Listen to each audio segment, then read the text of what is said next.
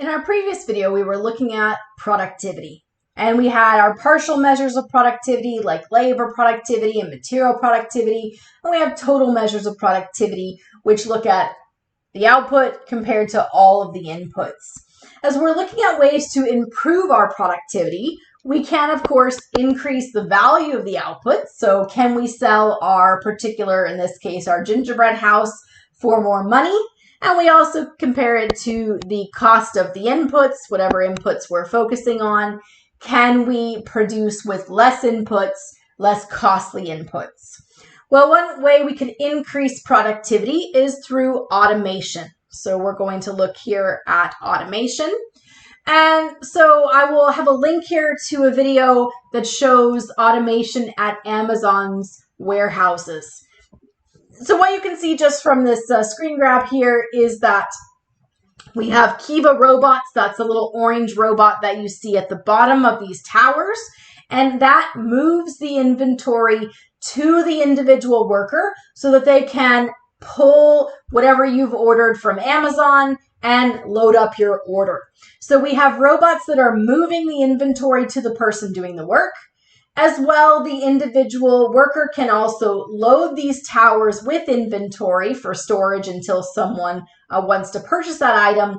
And then these robots will move that away from the worker and bring them the next tower to start filling. So here we have taken some of the role in terms of the runner. So if you can think of kind of an old school standard warehouse where you would have to go. So think about Home Depot. You got to figure out what aisle the good is in. You got to go to that particular location. You got to grab what is being requested. So you have runners going to get the materials. Well, that takes time, that takes money, and we have to pay those workers. And workers are often the most expensive component of any particular company's operations. If instead we can have a robot go to the right aisle, pull the right in for the right materials, or bring them to the cash register for the worker, we don't need as many workers. Okay? And so if we look at an Amazon warehouse, for example, there's about twice as many robots as there are workers. So we can then speed up the process, standardize the process. Remember, we talked before with the scientific management approach, we were treating humans like machines. Well, here we can use machines as machines to help ensure that we're using that one right way that Taylor was talking about and standardizing the methods. So the machine then we can ensure does everything the same way every time, which is the most efficient method. So we can have automation. And as I said, I'll link to this video here. You can check out the robots that run the Amazon warehouses. When it comes to automation, there are different levels of automation. So on one end, we have fixed automation, and fixed automation has high quantity. High quantity. We produce a large quantity of goods, and we have very low variety. So if you think about our process design discussion, when we were talking about continuous repetitive manufacturing, continuous design processes have very specialized equipment that are used for a high quantity, low variety. The machine does one thing. So we think about sugar production, steel manufacturing, making polyethylene pellets, little plastic pellets. We have extruders, we have piping, and it all does one thing. It moves the material through, it processes it in a specific way. It's very fixed in its automation. Then we have in between, we have what are called computer numerically controlled robots or computer numerically controlled machines. That is, we can program them. We can write code to tell them what to do. What we're trying to do in manufacturing in production is to have more variety. So what you see here today is a lot of flexible manufacturing, which has a lot more variety. At the same time, we're trying to keep the quantity up. And so when you think about manufacturing things like motor vehicles, so like an F-150, it uses a more flexible manufacturing system. In fact, When we look at Ford, they're using computer integrated manufacturing, CIM. So it's using those computer numerically controlled machines so we can write code to tell the robots what to do. But we've even further expanded the level of automation by tying the system to the inventory system. So if we need to make a particular style of F-150, King Ranch Edition, Lariat, then it knows what we need to pull in terms of materials. We need how many tires from storage. We need what type of paint. So it's tied to the inventory system. It's also tied to the ordering system.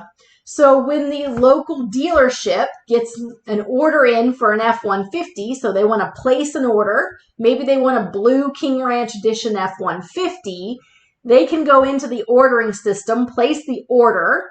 This is tied into the production system and tied to those computer numerically controlled machines. And so what we do is it then tells the system that we need to pull the inventory to make that blue King Ranch Edition F-150, and we need then to tell the equipment how to go about making them. We have a moving assembly line, so we follow the process in terms of making that F-150, and it's all tied in terms of this automated storage and retrieval system, so they're working together to pull the materials we need to put it together to meet the order. So that's an example. A flexible manufacturing system allows for more variety, takes it to a whole nother level in terms of customer response by tying all the systems together. And so more and more manufacturing is moving towards this computer integrated manufacturing system. I'll link to a video here. This video from Ford is really focusing on their zero waste, but you can see in the imaging this computer integrated manufacturing system. So we have this automated retrieval system pulling in the pieces. We have the moving assembly line, and you can see how it's flowing through that process. It is all tied together to the ordering and inventory system. So I'll link to this video from Ford here. You can see how their operations work.